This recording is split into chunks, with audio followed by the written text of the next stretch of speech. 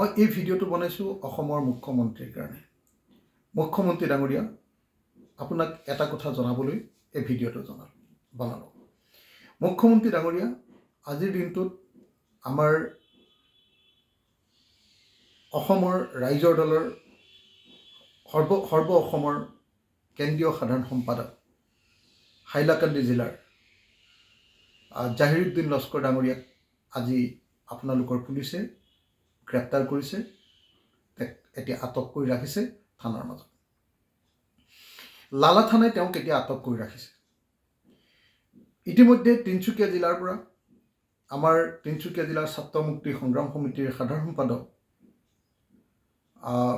মৰাণ ডাঙৰীয়াক ইতিমধ্যে গ্ৰেপ্তাৰ কৰিছে। ইতিমধ্যে পুলিচে লৈ গৈছে। উমানন্দ মৰাণক ইতিমধ্যে পুলিচে লৈ গৈছে। ধুবুৰী জিলাত কৃষক মুক্তি সংগ্ৰাম সমিতিৰ সাধাৰণ সম্পাদক ৰাতুল চন্দ্ৰ ৰায়ক পুলিচে আৰু তেখেতৰ সংগীসকলক ইতিমধ্যে পুলিচে লৈ গৈছে। কা আন্দোলনটো আৰম্ভই হোৱা নাই। আপোনালোকৰ এই অত্যাচাৰ কিয় মুখ্যমন্ত্ৰী ডাঙৰীয়া? মুখ্যমন্ত্ৰী ডাঙৰীয়া, অসমত সঁচাকৈ আপুনি গণতান্ত্ৰিক গোটেই পৰিৱেশটো শেষ কৰি পেলাব খুজিছে নেকি? সঁচাকৈ আপুনি বিধানসভাত কোৱাৰ নিচিনাকৈ অসমত ডিক্টেটৰশ্বিপ চলাব খুজিছে নেকি মুখ্যমন্ত্ৰী ডাঙৰীয়া? সঁচাকৈ মুখ্যমন্ত্ৰী ডাঙৰীয়া, আপুনি বিধানসভাত কৈছিলে যে বিৰোধীসকলৰ সকলো মাইক চিৰকালৰ কাৰণে বন্ধ কৰি দিয়া হ'ব। মুখ্যমন্ত্ৰী ডাঙৰীয়া, আপুনি বিধানসভাত এইবাৰ কৈছিলে যে ডিক্টেটৰশ্বিপ চলিব, স্বৈৰতন্ত্ৰ চলিব। এই বাক্য আপুনি এইবাৰ বিধানসভাত উচ্চাৰণ কৰিছিলে। মুখ্যমন্ত্ৰী ডাঙৰীয়া, আপোনাৰ ডিজিপিয়ে GP সিং ডাঙৰীয়াই ইতিমধ্যে ঘোষণা কৰিছে বুলি সাংবাদিকসকলে আমাক জনাইছে যে এইবাৰ যদি কোনোবাই আন্দোলন কৰে, এইবাৰ যদি কোনোবাই প্ৰতিবাদ কৰে, সেই প্ৰতিবাদৰ ফলস্বৰূপে যিমান অৰ্থনৈতিক লোকচান হ'ব, অৰ্থাৎ কোনোবাই যদি অসম বন্ধ দিয়ে বা অন্য ধৰণৰ প্ৰতিবাদ সাব্যস্ত কৰে, তাৰ কাৰণে যি অৰ্থনৈতিক ক্ষতি হ'ব, সকলোবিলাক বোলে আন্দোলনকাৰীবিলাকে বহন কৰিব লাগে। কি কৰিব খুজিছে মুখ্যমন্ত্ৰী ডাঙৰীয়া? মুখ্যমন্ত্ৰী ডাঙৰীয়া, সঁচাকৈ আপুনি স্বৈৰতন্ত্ৰৰ প্ৰকৃত ৰূপটো দেখুৱাব খুজিছে নেকি? এয়া অগণতান্ত্ৰিক, এয়া স্বৈৰতান্ত্ৰিক, এয়া হিটলাৰতন্ত্ৰ, এই কথাটো আকৌ আপোনাক ক'ব লাগিব নেকি মুখ্যমন্ত্ৰী ডাঙৰীয়া? আপুনি কি কৰিব খুজিছে?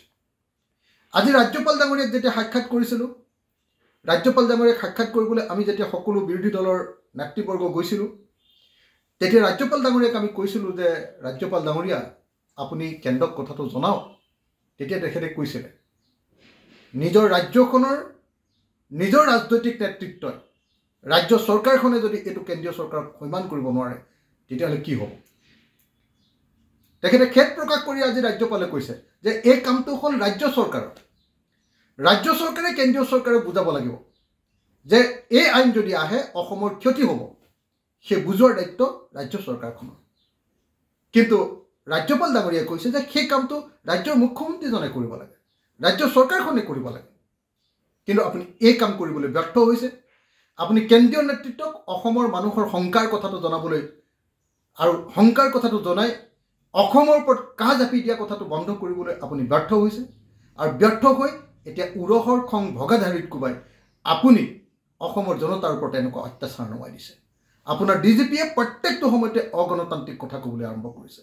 মুখ্যমন্ত্ৰী ডাঙৰীয়া, আপোনাক অনুৰোধ জনাইছোঁ, আপোনাক আহ্বান জনাইছোঁ, আপুনি এনেকুৱা ধৰণৰ স্বৈৰতান্ত্ৰিক কাম বন্ধ কৰক, এনেকুৱা হিটলাৰী কাম বন্ধ কৰক।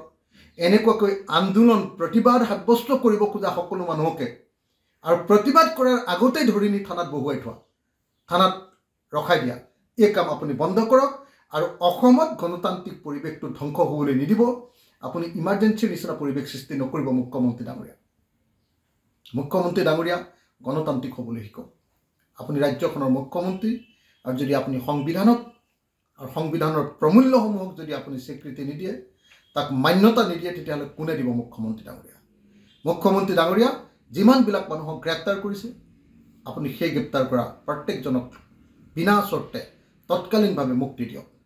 মুখ্যমন্ত্ৰী ডাঙৰীয়া, আপুনি কা বিৰোধী আন্দোলনটো দমন কৰিবলৈ চেষ্টা নকৰিব, বৰং এই কা বিৰোধী আন্দোলনটো দেখুৱাই আপুনি কেন্দ্ৰীয় চৰকাৰক সন্মান কৰাওক, যাতে কোনোপধ্যে অসমৰ ওপৰত কা জাপি দিব নোৱাৰে।